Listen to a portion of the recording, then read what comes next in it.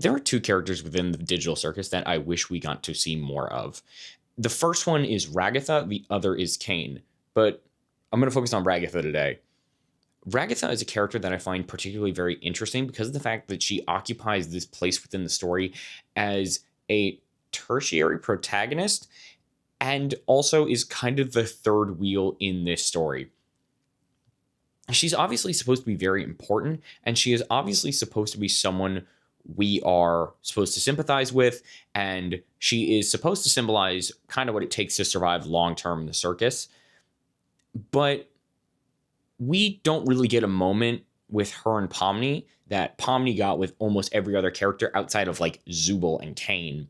And it's that moment where she gets to be not only emotionally vulnerable with Ragatha, but also Ragatha gets to be emotionally vulnerable back.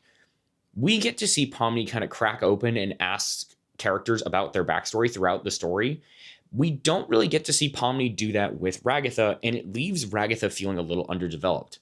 Now, I'm not unhappy with where they ended up, and I'm not unhappy with the ending overall, but this is one particular sore spot. I think it would have done the show some great justice to show a moment between Pomni and Ragatha where their friendship gets to blossom and past sort of hiccups are addressed. We never actually get Ragatha's toxic positivity addressed outside of one moment in episode 5.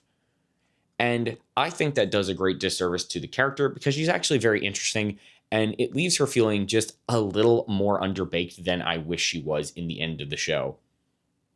I understand she wasn't the protagonist, she wasn't even the dirtagonist, but still, she's an incredibly important character and she's the one that ultimately feels like she's underdeveloped in the end.